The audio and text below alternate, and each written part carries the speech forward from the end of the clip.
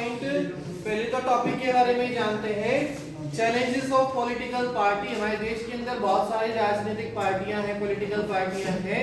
आज उन सभी पॉलिटिकल पार्टियों के अंदर एक कॉमन सा कंपटीशन है कि वो सब जीतना चाहती हैं, लेकिन जीत कौन सी पार्टी पाती है? एक ही पार्टी जीतेगी, और वही हमारा नियम भी है कि एक ही पार्टी जीतेगी।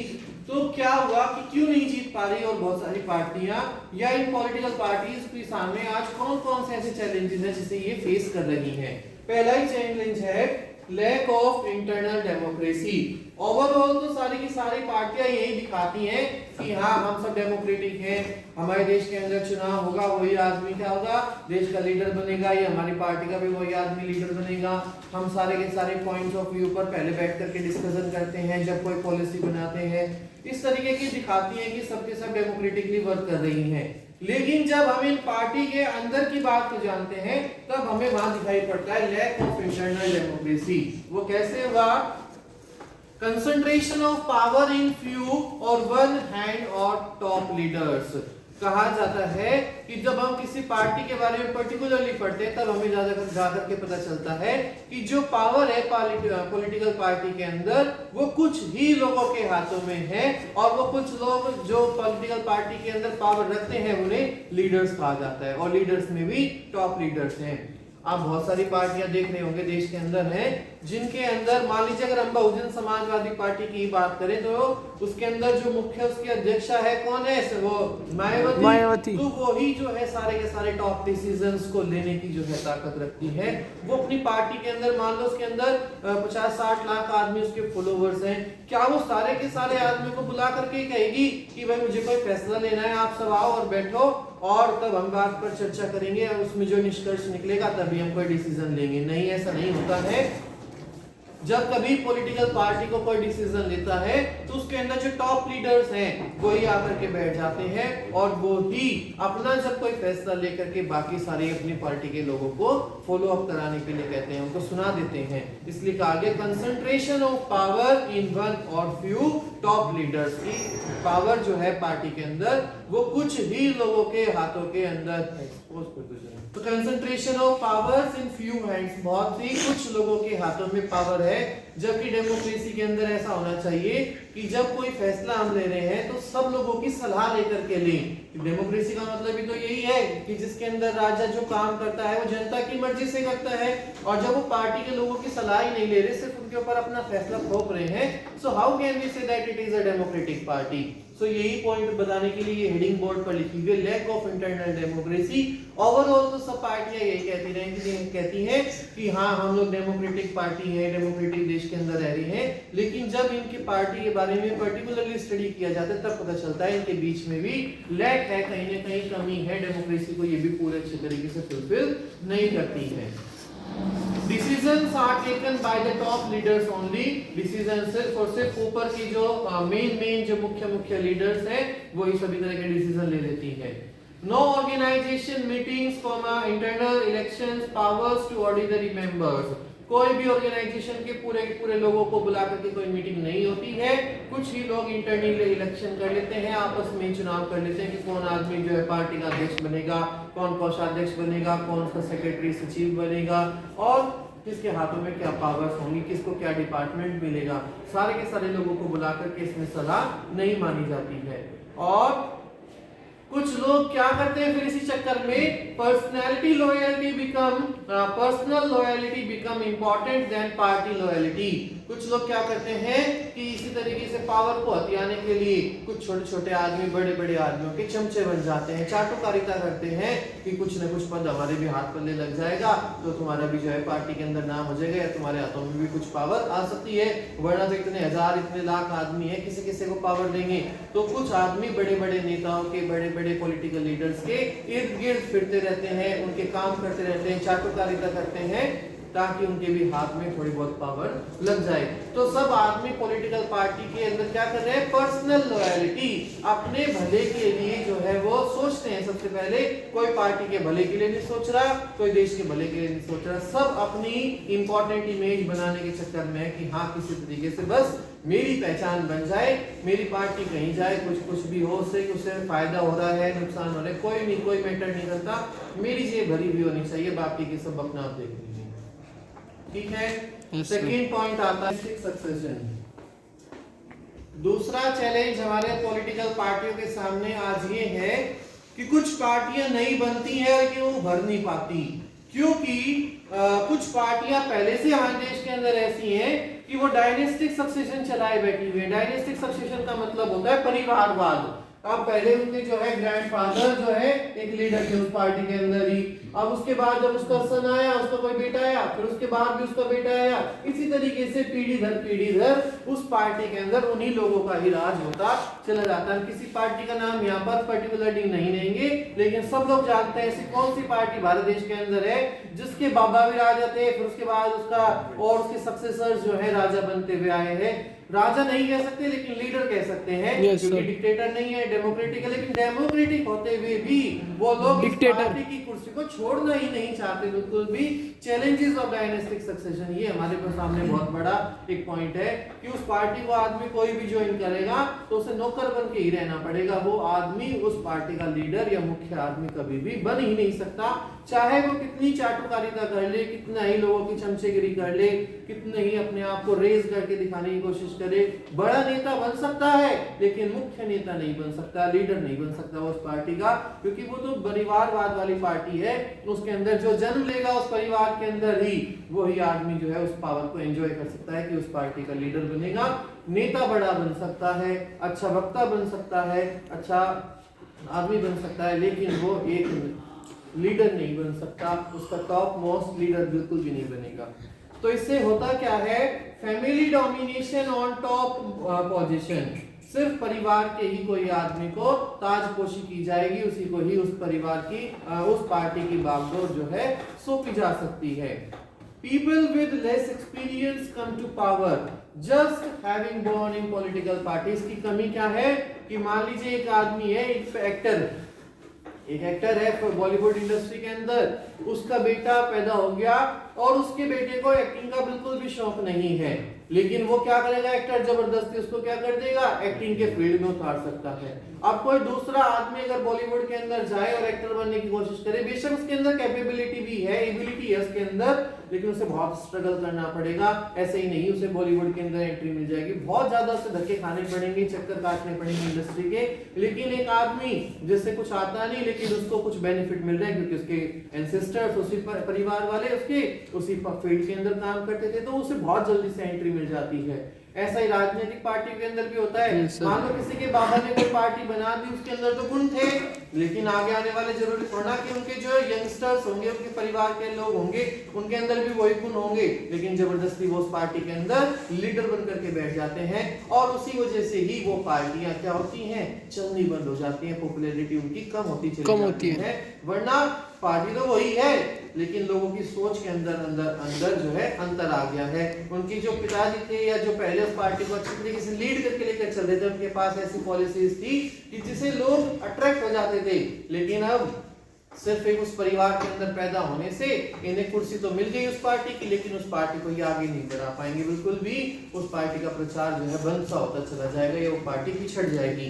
तो यही है चक्कर कि देश के अंदर पॉलिटिकल पार्टीज तो बहुत सारी हैं, लेकिन जीतती उनमें से कोई एक ही है, क्योंकि बाकी के लोगों के पास विजन ही नहीं रहा कि किस तरीके से जो है देश को चलाया जाए। ऐसे ऐसे गलत वादे करते हैं या लोगों को वो अट्रैक्ट नहीं कर पाते हैं।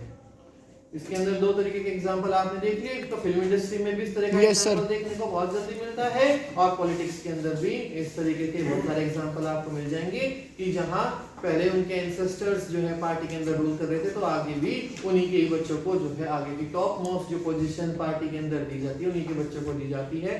बेशक कोई दूसरा आदमी कितना भी अच्छा नेता वक्ता हो, डजंट मैटर।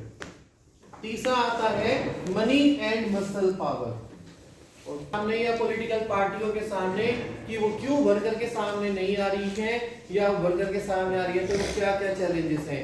तीसरा है मनी एंड मसल पावर, पैसे का इस्तेमाल करना और मसल पावर का इस्तेमाल करना। मसल पावर आप जानते होंगे कैसे यूज कर सकते हैं मसल पावर, जैसे कि वो कोई क्रिमिनल हो, गुंडा। अब मसल पावर का ही मैं सबसे पहले एग्जांपल देता हूं कि पार्टियां भी सभी की सभी पार्टियों का मेन उद्देश्य है कि जीतना, वो सब चाहती हैं जीतना, तो वो कई बार इस तरीके के आदमियों को टिकट्स अवेलेबल कराती हैं जिनका लोकल एरिया पर पूरा दबदबा हो, किसी ऐसे एक आदमी को चुन लिया कि जिससे जब बाकी पब्लिक डरती हो, या उसने अगर एक बार कोई बात कह दी तो उसे मान ले वो जल्दी से, चाहे तो वो उसकी अच्छाई के रूप में हो कि भाई लोग उसे इतना पसंद करते हैं, वो पॉपुलर है, बहुत अच्छा है, समाज सेवी है, अच्छा आदमी है, ईमानदार है, इस वजह से भी उसे ऐसे को चुन सकती है। कई बार वो क्या करती है, मसल पावर वाले आदमी को चुन लेती है जिसके ताकत होती है, जो डरा करके धमका करके लोगों से वोटों को अटेन कर सकता है, जो अपने दबंगपने से पूरे एरिया के अंदर कंट्रोल बनाए बैठा है। पार्टी का मेन उद्देश्य है सत्ता के अंदर आना, और वो सत्ता के लिए किसी भी हद तक जा सकती हैं। टिकट जब बांटती हैं वो इन सारी बातों का ध्यान देती हैं कि जो कैंडिडेट को वो टिकट देने जा रही हैं उसकी मार्केट के अंदर कैसी वैल्यू है, अच्छी वैल्यू है, लोग उसे जानते हैं, उससे डरते हैं कि नहीं डरते हैं, या किस तरीके की वैल्यू, सब चीजों को देख करके ही पॉलिटिकल पार्टियां आज अपने कैंडिडेट को टिकट्स अवेलेबल कराती हैं। दूसरी बात इसमें दिया हुआ है मनी, कि मनी से कैसे, अब आपने देखा होगा जब चुनाव होते हैं, चुनाव के प्रचार करने के लिए बहुत खर्चा करना पड़ता है। कुछ लोग इलीगल वे में भी खर्चा करते हैं और लीगल वे में भी। हम लीगल वे पढ़ते हैं, जैसे कि प्रचार प्रसार के अंदर आपने देखा होगा पैम्पलेट्स वगैरह को बंटवाना, होल्डिंग्स लगवाना, या फिर अखबारों के अंदर एडवर्टाइजमेंट देना, रैली करना, और रैलियों के अंदर आप जानते हैं कई लाख लोग भी कई बार शामिल हो जाते हैं। तो इतनी बड़ी व्यवस्थाओं को करने के लिए, इतने बड़े लेवल पर प्रचार करने के लिए कोई 5-4 हजार रुपए की अमाउंट नहीं लगती, बहुत लाखों लाखों करोड़ों करोड़ों रुपए का खर्चा होता है। और इलेक्शन कमीशन कह रहा है कि हमने एक लिमिट बना रखी है कि आप इससे ज्यादा पैसे को यूज नहीं कर सकते हैं पब्लिक कैंपेनिंग के लिए, प्रचार या प्रसार के लिए। तो क्वेश्चन आता है कि अब पैसा भी लगेगा और रोक भी लगा दी गई कि भाई जो है आप इससे ज्यादा पैसे को इस्तेमाल नहीं कर सकते और लोगों को प्रचार करने के लिए। तो क्या होगा, कहां से आए वो पैसा? तो लोग क्या करते हैं, बड़े बड़े इंडस्ट्रियलिस्ट लोग हैं, बड़े बड़े धनाढ्य जो लोग हैं, वो पॉलिटिकल पार्टीज को सपोर्ट करते हैं। वो कहते हैं कि तुम चिंता मत करो, हम जो है इस पैसे को आपको दान में देंगे, डिवाइड करके आप ये शो करना कि हमारे पास तो डोनेशन आ रहा है, आप किसी रैली करो, रैली के अंदर सारा का सारा पैसा आप दिखा देना किसी पर्टिकुलर आदमी ने व्यवस्था करी थी, जी मैंने तो खर्चा करा ही नहीं। हाँ जी सर।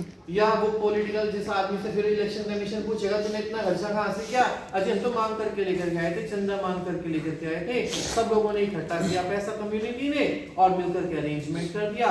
इस तरीके से क्या होगा, हमारा प्रचार भी हो जाएगा और आपके ऊपर जो है क्वेश्चन भी राइज नहीं होगा कि आपने तो जो है लिमिट को एक्सीड कर दिया, जबकि हमने लिमिट लगाई थी कि इससे ज्यादा पैसा आप इसमें यूज नहीं कर सकते हो। सो इंडस्ट्रियलिस्ट लोग या पावर जो जिसके पास पैसा है, वो आदमी ऐसा क्यों करते हैं? वो पागल है क्या? वो इतना पैसा जो है सिर्फ फ्री में किसी पॉलिटिकल पार्टी के प्रचार पर लुटा रहे हैं? नहीं, वो ऐसे ही किसी के ऊपर अपना पैसा नहीं लुटा रहे हैं। उन्हें उसके बदले में वो कई बार जो है पॉलिटिकल पार्टी से पहले ही एग्रीमेंट कर लेते हैं कि अभी तो हम तुम्हें मदद कर रहे हैं चुनाव से पहले, और हमें पता है तुम चुनाव के अंदर विजयी हो जाओगे, जीत जाओगे, और चुनाव के बाद तुम हमारा ध्यान रखना। अभी तो हम तुम्हारा ध्यान रख रहे हैं और उसके बाद तुम हमारा ध्यान रखना।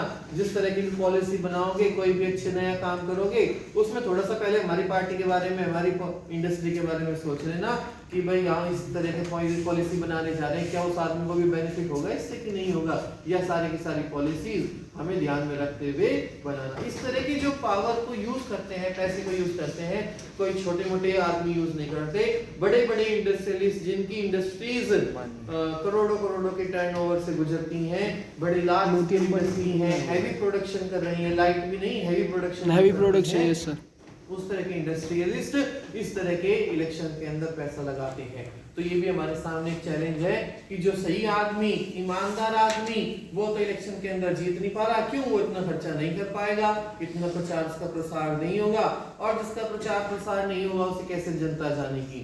तो मनी जिसके पास है, जिसके पास मसल पावर है, जिसके पास आदमियों की ताकत है, वो ही आदमी आज हमारी डेमोक्रेसी के अंदर जीतने में जो है कामयाब हो रहे हैं। आता है lack of meaningful choice. Lack of meaningful choice का मतलब है कि अब इतनी सारी पार्टियां सरकार की तरफ से या चुनाव के अंदर उतर जाती हैं कि आदमी जो वोटर है वो कंफ्यूज हो जाता है। अरे किस आदमी को वोट दें? इतनी सारी पार्टी, एक गांव के अंदर प्रधानी का इलेक्शन हुआ और 20-22 कैंडिडेट खड़े हो गए। इतनी सी तो वो इतनी सारी तो वहां वोट नहीं थी कि वो सारी की सारी बढ़ जाएंगी। कोई कहेगा आज मेरे यार ये तो मेरा ये रिश्तेदार खड़ा हो गया, एक ये रिश्तेदार खड़ा हो गया, मरना होगा मेरा कि मैं किसे वोट दूं। पता चल गया अगर इसे दे दी तो इससे रिश्तेदारी खत्म, उसको वोट दे दी तो इससे रिश्तेदारी खत्म। मीनिंगफुल चॉइस तो रही नहीं, जबकि इलेक्शन में क्या कहा जाता है, वोट डालने का अधिकार उन लोगों को दिया गया था कि जिसे 18 साल से बड़े हो जाएंगे। ये माना जाता है कि 18 साल के व्यक्ति को एक इतनी नॉलेज हो जाती है कि वो ये जान सके कि क्या चीज सही है और क्या गलत है। लेकिन आज इलेक्शन सही और गलत के बेसिस पर नहीं हो रहा कि कौन आदमी ईमानदार और कौन जो है कल्प्रिट है या फिर क्रिमिनल बैकग्राउंड से है। आज तो इलेक्शन सारा का सारा पैसे के बलबूते पर जीता जाना है कि जो जितना ज्यादा सामान हमारे घर में भिजवाएगा, जिस आदमी से हमें जितना ज्यादा बेनिफिट हो रहा है, उस पार्टी की तरफ चल पड़ो भैया। तो मीनिंगफुल चॉइस तो रही नहीं। कई बार आदमी क्या सोचते हैं, मान लो दो आदमी मैदान के अंदर खड़े, अरे एक तो चोर है, अरे एक लुटेरा है, बताओ किसे चुने, चोर भी ऐसा ही और लुटेरा भी ऐसा ही। तो आदमी कई बार कहता है कि मैं कैसे डिसीजन लूं कि किसे चुनूं, ये तो चोर है और दूसरा लुटेरा। एक चोर तो दिन में चोरी कर रहा है, लुटेरे का तो पता नहीं घर ही साफ कर जाएगा। तो कोई मीनिंगफुल चॉइस उनके पास रही नहीं। आदमी आज चूज करने में बड़ा कंफ्यूज्ड है कि वो कैसे किसी आदमी को चूज करे, किस पार्टी को सपोर्ट करे, किसके लिए वोट देने के लिए जाए, किसका प्रचार करे, किसके लिए वो दूसरों को भी मोटिवेट करे कि तुम भी वोट दे दो। सारे के सारे आदमी आज तो जो है राजनीति के अंदर ऐसे हो गए हैं जो सिर्फ मोटिवेट जीतना चाहते हैं। So no meaningful choice is there और फंडामेंटल प्रिंसिपल्स रिमेन सेम। कई बार कुछ आदमी क्या करते हैं इलेक्शन के दौरान, वो धर्म के नाम पर, जाति के नाम पर भी वोट मांगते, कह दे रहे भाई मैं तो सारी बिरादरी का आदमी हूँ, मेरा तो ध्यान सा कर लेते थोड़ा सा। तो इस तरीके के गलत फेक जो ये डिसीजंस लोग पॉलिटिकल पार्टी लेती हैं और आकर के प्रचार प्रसार करती हैं, तो इन सभी की वजह से ही वोटर का जो माइंड है वो डाइवर्ट हो जाता है। कहता है कि भाई मैं तो असमंजस की स्थिति में हूँ, कंफ्यूज हो चुका हूँ, पता किससे वोट दूं। ये कह रहा हमारी बिरादरी का आदमी, ये दूसरा मेरा रिश्तेदार जानने पहचानने वाला, दोनों ये एक चोर एक लुटेरा, किसे वोट दूं। तो वो कंफ्यूज हो जाता है। तो यही चार वो पॉइंट है, वैसे तो बहुत सारे पॉइंट हैं लेकिन सबको नहीं पढ़ाया जा सकता। चार मुख्य कुछ पॉइंट हैं जो आज हमारी पॉलिटिकल पार्टीज के सामने है। नंबर 1 है लैक ऑफ इंटरनल डेमोक्रेसी, दूसरा है चैलेंजेस ऑफ डायनेस्टिक सक्सेशन, तीसरा money and muscle power and fourth one is lack of meaningful choice.